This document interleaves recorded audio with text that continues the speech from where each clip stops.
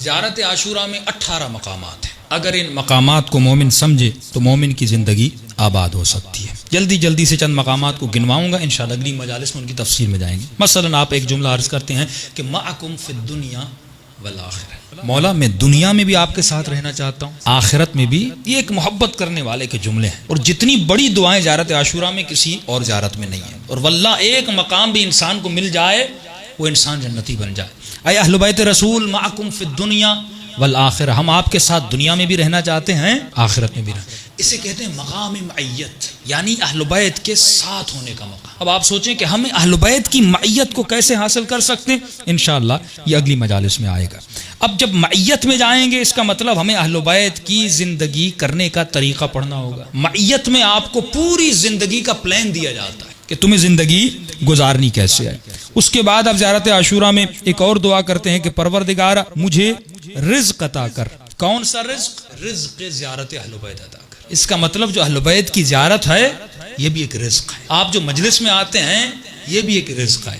آپ آئے دوسرے لوگ نہیں آئے، اس کا مطلب آپ کے رزق میں یہ موجود تھا کہ اہل بیت کے رزق میں. دوسرا آپ وہاں پر دعا کرتے ہیں کہ پروردگارا مجھے امام حسین کے قاتلوں سے بدلے لینے کی توفیق عطا فرما. اب بدلہ لینا یہ بہت بڑا مقام ہے، جسے ہم کہتے ہیں کہ انی سلم لمن سالمکم حرب لمن حاربکم. مقام حرب یعنی مولا میں آپ کے دشمنوں سے لڑنا چاہتا ہوں. اب یہ شیعت کا مصمم عقیدہ ہے. ہم اس ہر شخص سے لڑتے ہیں جس نے محمد اور آل محمد سے دشمنی کی. اب وہ کوئی بھی ہو، کس نسل کا ہے، کس رنگ کا ہے، وہ قریبی ہے، وہ ساتھی ہے، وہ رشتہ دار ہے. بھائی ابو جہل کون تھا؟ ابو لہب کون تھا؟ یہاں تو معیار نسل ہے ہی نہیں، رشتہ داری. چچا رسول کا ہے لیکن اللہ لعنت بھیج رہا ہے. چچا ہے بھائی، رسول کا چچا احترام کرو. اللہ کہتے ہیں چچا کیا ہوتا ہے، بھائی کیا ہوتا ہے، بیٹا کیا ہوتا ہے. سوال یہ ہے کہ یہ میری آئیڈیالوجی پہ، میرے نظریے پہ، میرے دین پہ چلتا ہے کہ نہیں چلتا.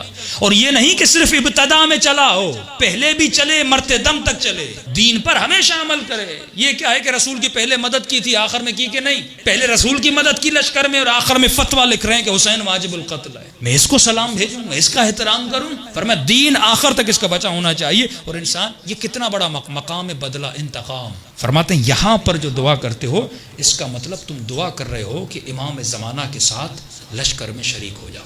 بہت بڑی دعا ہے.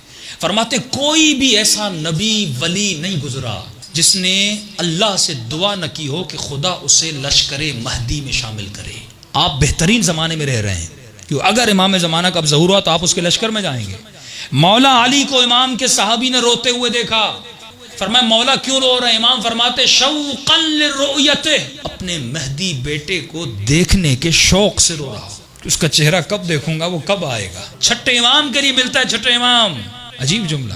فرماتے امام کے 2 لباس ہوتے تھے. لباس حزن، جب مولا کو غم آتا تھا تو ایک لباس پہنتے تھے، خوشی آتی تھی تو ایک لباس پہنتے تھے. صحابی جب ملنے جاتا ہے تو چھٹے امام نے لباس حزن پہنا ہوا تھا، غم کا لباس. اور امام کے ہاتھ میں اسی طرح ایک ڈائری تھی یا کتاب تھی، امام اس کو پڑھ رہے تھے، رو رہے تھے. تو کسی نے کہا مولا کیوں رو رہے ہیں؟ فرمایا یہ کتاب مجھے میرے بابا علی سے ملی ہے. اس کتاب میں ہمارے بیٹے 12ویں بیٹے کے احوال لکھے ہوئے، حالات لکھے ہوئے. اس کے حالات کو پڑھ کے ہو رہا ہوں کہ میرے اس بیٹے پہ کیا گزرے گی. اس پہ بھی آؤں گا کہ امام زمانہ پہ کیا کیا گزر رہی ہے جن سے ہم واقف نہیں ہیں. آپ نے وہ قتل نہیں دیکھے، آپ نے وہ غارت نہیں دیکھی، آپ نے وہ خواتین کی عزتوں کا پامال ہونا نہیں دیکھا جو شام میں، جو یمن میں، جو عراق میں اتنا ظلم ہوا. ہم ایک چیز کو دیکھنے کے بعد 3 دن تک سو نہیں سکتے. امام زمانہ یہ ہر لمحہ دیکھ رہے ہیں. کبھی فرماتے میرے دادا حسین ہر روز نماز عصر کے بعد خدا مجھے یہ خون بھرا کرتا دکھاتا ہے. یہ مظالم، یہ ظلم امام اپنی آنکھوں سے دیکھ رہے ہیں. اور اس امام پہ کیا گزر رہی ہے 1000 سالوں سے دیکھ رہے ہیں. چھٹے امام فرماتے ہیں میں اس کے حالات کو پڑھ رہا ہوں اور رو رہا ہوں. اور جب بھی امام کا نام آتا تھا چھٹے امام اپنے بیٹے کے احترام میں کھڑے ہو جاتے تھے. اتنا مقام امام زمانہ کا. مقام کیوں ہے؟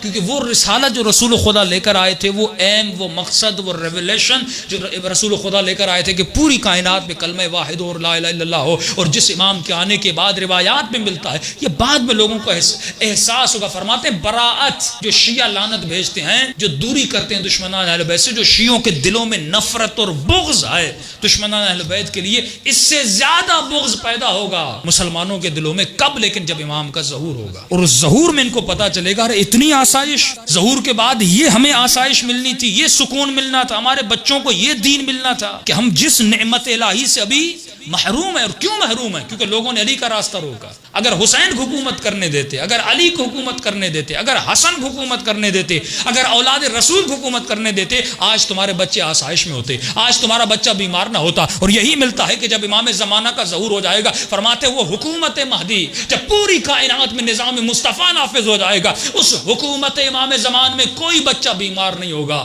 کوئی بچہ کافر پیدا نہیں ہوگا, اس سوسائٹی میں کوئی چور پیدا نہیں ہوگا, اس حکومت امام میں کوئی انسان بھوکھا رات کو نہیں سوئے گا. ان کو پتہ نہیں انہوں نے خود کو کس چیز سے محروم, ہم کیونکہ درد ہے نا شیعوں میں, ہمیں پتہ ہے انہوں نے اہل بیت کو حکومت کرنے نہیں دی اور ہم کس نعمت سے محروم ہو گئے, لیکن مسلمان تو علی کو جانتے نہیں نا.